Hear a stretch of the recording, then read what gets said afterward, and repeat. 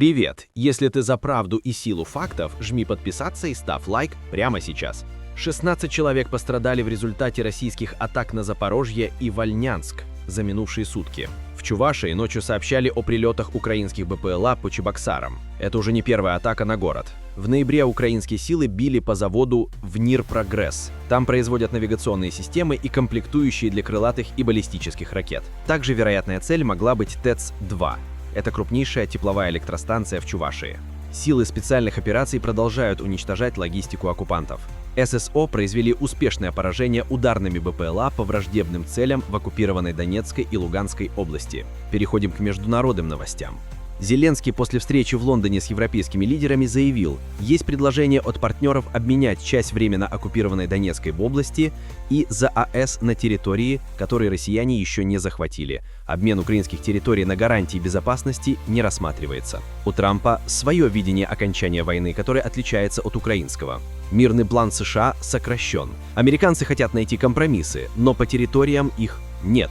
На фронте сейчас непросто, но не нужно быть пессимистами насчет территорий, которые враг еще не захватил.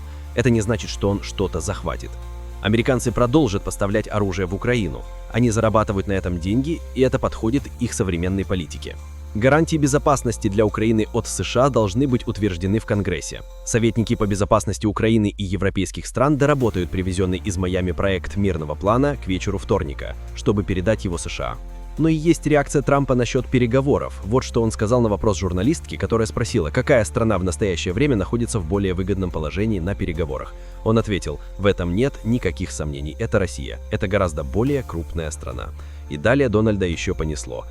Пришло время провести президентские выборы в Украине, они не проводились уже слишком давно. Зеленскому пора взять себя в руки и начать соглашаться с предложениями, потому что он проигрывает на поле боя.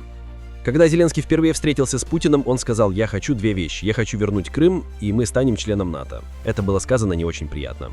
И вишенка на торте, в высказываниях Трампа, Крым с 4 сторон окружен океаном. Я обладаю прекрасными знаниями об Украине сейчас. Ну а чтобы подтвердить гарантии Трампа о завершении 8 войн во всем мире и его твердом слове в переговорах, вот вам пример. Он говорил, что он завершил войну между Таиландом и Камбоджей, но война снова возобновилась между этими странами. Бои идут прямо сейчас на границе. А вот и украинские танки «Оплот», проданные Таиланду, ведут боевые действия на границе с Камбоджей. Трамп еще не обвинил Украину в попытках сорвать мир между этими братскими народами. Подписывайтесь на мой канал и ставьте лайки. До встречи!